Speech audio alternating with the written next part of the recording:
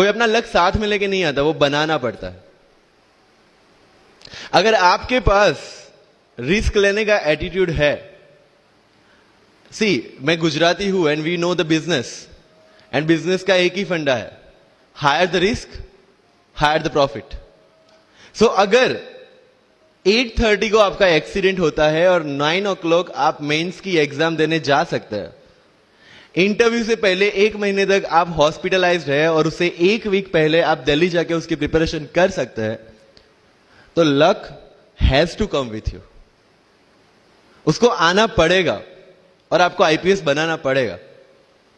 लोग बोलते हैं कि एक्सीडेंट के बाद आप जाके आए एंड ऑल, तो द सिंपल था कि मैं एग्जाम के लिए निकला, मेंस मेरा था, सुबह GS3 का पेपर था, 8:30 को मेरा स्कूटी स्लिप हो गया, मेरा लिगामेंट इंजरी हो गया, लेफ्ट हैंड में इंजरी था, सीट से ब्लीडिंग हो रहा था। लेकिन मेरे पास 2 ऑप्शन थे। मैं खड़ा हुआ, मैंने देखा, okay my right hand is safe, and I decided I will go to the exam hall and write the exam. मेरे पास 2 ही ऑप्शन थे, या तो मैं वहां से उठ के रोने लगूं, यार मेरे साथ ही ऐसा क्यों हुआ, मेरा एक्सीडेंट हो गया, मेरा मेंस खराब हो गया, और हॉस्पिटल जाओ। या दूसरा ऑप्शन था कि मैं देखूं कि मैं 3 घंटे और सर्वाइव कर सकता हूं। हाँ, कर सकता हूं। मैं मेंस के लिए एग्जाम हॉल में गया। ये जितने भी फोटोग्राफ्स लगे हैं, सर ने जैसे बताया कि जितने भी इंसान सक्सेसफुल हुए, अगर आप उसकी लाइफ स्टोरी देखेंगे तो कहीं ना कहीं एक मोमेंट आता है जहां पे वो इंसान की जो स्ट्रगल है वो पीक पे हो जाते हैं। वो इस मोमेंट पे आपको डिसाइड करना है कि आपको वहां से यू टर्न लेना है या आपको वहां से आगे निकलना है। इन सब लोगों ने डिसाइड किया कि उनको वहां से आगे निकलना है, एंड दैट इज द फंडा ऑफ लाइफ। सक्सेस उन्हीं को मिलता है जो इस स्ट्रगल वाले मोमेंट से आगे निकलने की सोचते हैं। जब भी आपको लगे कि आपके सिर पे बहुत मुसीबत है, जब भी आपको लगे कि आप हर तरह से गिर चुके हैं, जब भी आपको लगे कि आपके पास कोई ऑप्शन नहीं है, तब एक चीज आप अपने दिमाग में लाइएगा कि यही मोमेंट है जहां से आपकी तकदीर बदलने वाली है। क्योंकि डायमंड जो होता है वो जितना ज्यादा घिसता है उतनी ज्यादा उसकी वैल्यू होती है। सोना जो होता है वो जितना ज्यादा तपता है उतनी उसकी वैल्यू होती है। अगर आप जिंदगी में तप रहे हैं, अगर आप जिंदगी में घिस रहे हैं, अगर आपको लग रहा है कि आप हर तरह से मुसीबतों में गिरे हुए हैं, तभी आपकी जो वैल्यू है वो बढ़ने वाली है। और यही मेरा एटीट्यूड रहा है। लोग बोलते हैं कि तुम्हारी फाइनेंशियल कंडीशन ठीक नहीं थी, पापा इलेक्ट्रिशियन थे, मम्मी हाउसवाइफ थी, डायमंड के कारखाने में काम करती थी, उसके बाद उन्होंने मैरिज में रोटियां बनाने का काम किया, और उस तरह से मैं पढ़ा।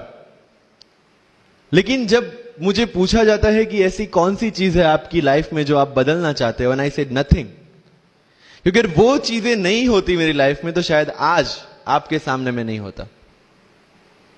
तो अगर लाइफ में प्रॉब्लम्स है, अगर लाइफ में स्ट्रगल है, जैसे सर ने बताया struggle is a part of life, and I strongly believe in that. क्योंकि अगर हम दिल्ली में थे, मेरे दोस्त के साथ में निकला बाहर घूमने, तो बोलता है यार ऐसी लाइफ चाहिए, कोई मगजमारी नहीं, आराम से बैठते पूरे दिन एसी वाले कमरे में, बहुत सारे पैसे है और कोई टेंशन नहीं, ऐसी लाइफ चाहिए मुझे। मेरे पास ऑप्शन है। बोलता क्या? बोला देख सामने एटीएम का रूम दिख रहा है, एसी वाला कमरा है, बहुत सारे पैसे, कोई मगजमारी नहीं, जॉब ले ले। क्यों IAS IPS में दिमाग खराब कर रहा है? अगर स्ट्रगल नहीं चाहिए तो you have to compromise with that life.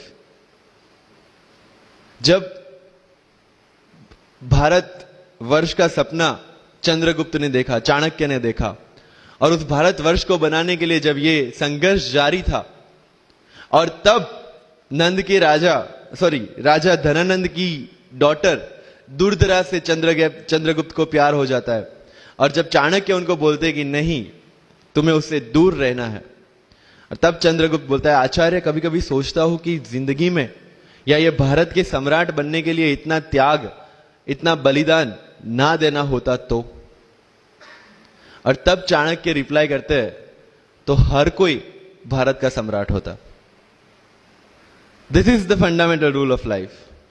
अगर IAS बनने के लिए, IPS बनने के लिए सैक्रिफाइस करना नहीं पड़ेगा, अगर उसके लिए आपको त्याग नहीं करना पड़ेगा, तो आज पूरे इंडिया में हर घर में आपको IAS IPS मिल जाएंगे।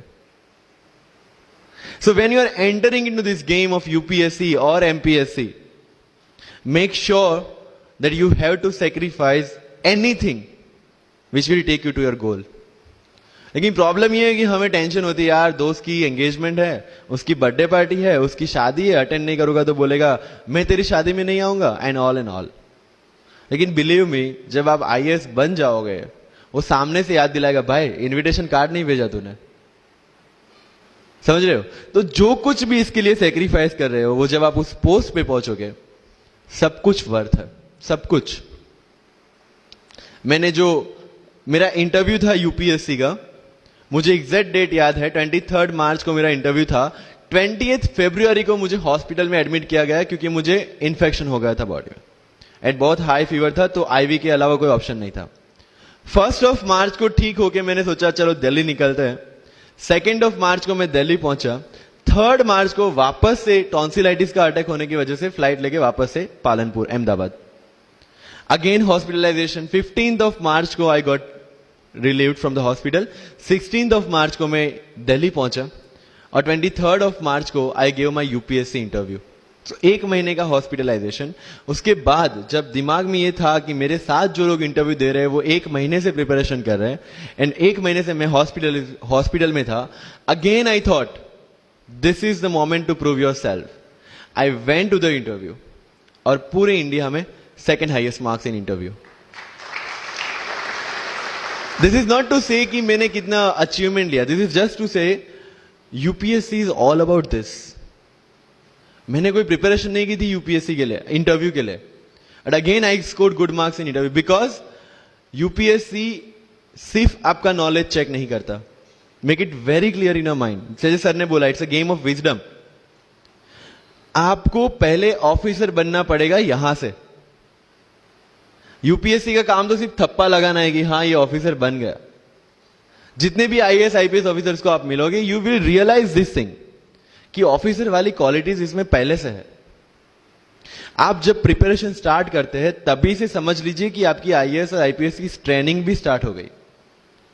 बिकॉज जो क्वालिटीज आपको चाहिए as an officer, as an IAS, as an IPS, क्या क्वालिटीज चाहिए? फर्स्ट ऑफ ऑल कॉन्फिडेंस, कि जब आप उस सीट पे बैठते हैं, आपके सामने कोई भी क्वेश्चन आएगा, you will be able to handle the issue. ये कॉन्फिडेंस लेके आपको उस सीट पे बैठना है. यही कॉन्फिडेंस चाहिए when you start the preparation. Decision making. अगर हर एक टॉपिक पे आप हर एक कोई पूछने जाते हैं, भाई इसमें कौन सी बुक पढूं, इसमें क्या पढूं, इसमें क्या करूं, then you are not suitable for this exam. लोग बोलते हैं कि 1 साल में प्रिपरेशन, जैसे मैंने जून 2016 में मैं दिल्ली गया और जून 2017 में मैं अपियर हुआ and I clear UPSC and GPSC. People से कि सर 1 साल की मेहनत में आपने एग्जाम क्लियर कर दिया. यस, टेबल और चेयर पे बैठ के करने वाली मेहनत 1 साल की थी, लेकिन उसके पीछे की मेंटल प्रिपरेशन कितनी पुरानी थी.